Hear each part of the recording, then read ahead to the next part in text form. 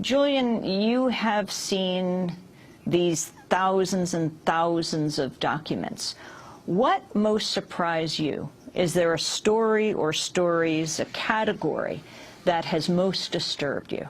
Well, it's the big picture of the war, that nearly all the deaths are in incidences that kill just one or two people.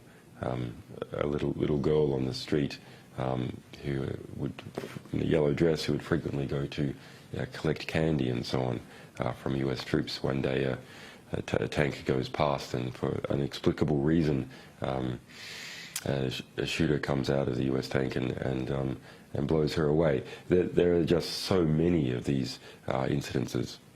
You know, I spoke before about checkpoint killings.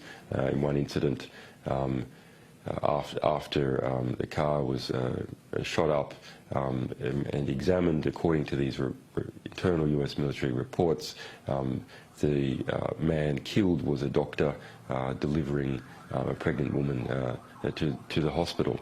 We see a very interesting example of a town of 40,000 on the Syrian border, whose population went from 40,000 to 2,000 over a year or so. And that town and that circumstance has not been reported in not been reported at all that we could find in the mainstream media, or in fact in the alternative media. There was just no reporters there as that town collapsed and people fled across to Syria. We can see 285,000 casualties. That's added up report by report. That's each casualty, where it happened, when it happened, and who was involved, according to internal US military reporting.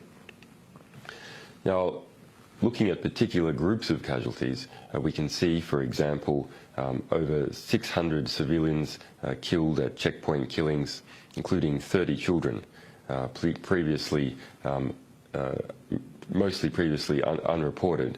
That 3/4 of those killed at checkpoint killings, according to the United States military itself, were civilians. And only 1/4, according to the US military internal reporting, were insurgents.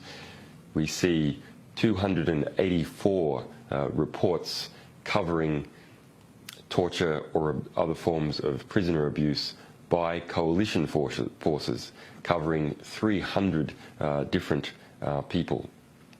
We see over 1,000 reports of torture and other prisoner abuse by the Iraqi state itself. Many or most of those receiving no meaningful investigation.